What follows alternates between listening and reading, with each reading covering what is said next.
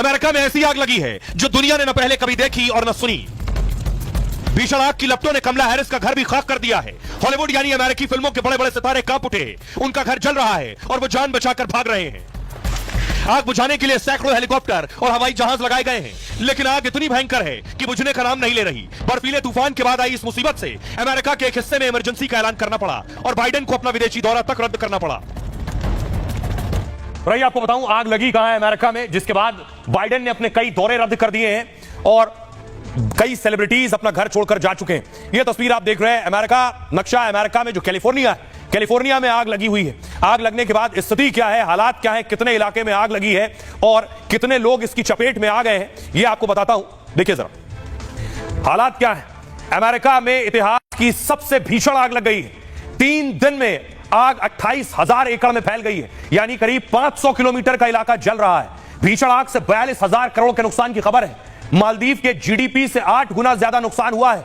आग लगने से अब तक 5 लोगों की मौत हो गई है और 1 लाख लोगों को बाहर निकाला जा चुका है। भीषण आग से कई बड़ी हस्तियां भी कांप उठी हैं। अमेरिकी उपराष्ट्रपति कमला हैरिस के घर पर आग लगी। लॉस एंजलिस के घर में उस वक्त कमला नहीं थी। जहां आग लगी वहां हॉलीवुड सिटी और कई हस्तियों का घर है। भीषण आग से हॉलीवुड और सितारों के घर भी जल गए हैं। मशहूर अभिनेत्री पेरिस हिल्टन का घर खाक हो गया है जलकर। पेरिस हिल्टन का घर 72 करोड़ रुपए का था। जुरासिक पार्क के एक्टर डायरेक्टर का घर भी जल गया है। इसमें क्रिस पैट और स्टीवन स्पीलबर्ग का घर आग में खाक हो गया है। बॉलीवुड की मशहूर डांसर नूरा फतेही भी लॉस एंजलिस में थी। जंगल में लगी आग से वो बाल बाल बची हैं किसी तरह से। आइए अब आपको दिखाता हूं कि आखिर आग कैसे लगी, क्यों लगी, क्या वजह है आग की और कैसे आग बुझाने की कोशिशें हो रही। कैलिफोर्निया का लॉस एंजलिस शहर पहाड़ों के बीच दरअसल बसा हुआ है। यहां चीड़ के बड़े बड़े जंगल है। मंगलवार को चीड़ के सूखे पेड़ से आग लगनी शुरू हुई।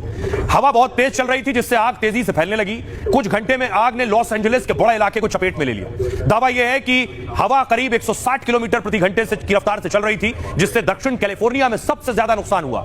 अभी भी हवाओं की रफ्तार काफी तेज बनी हुई है, जिसके आग लगातार फैलती जा रही है और 3 दिन में 28,000 एकड़ में फैल चुकी। जंगलों से होते हुए आग रिहायशी इलाकों तक पहुंच गई है। आग से पूरे इलाके में धुएं की चादर बिछ गई।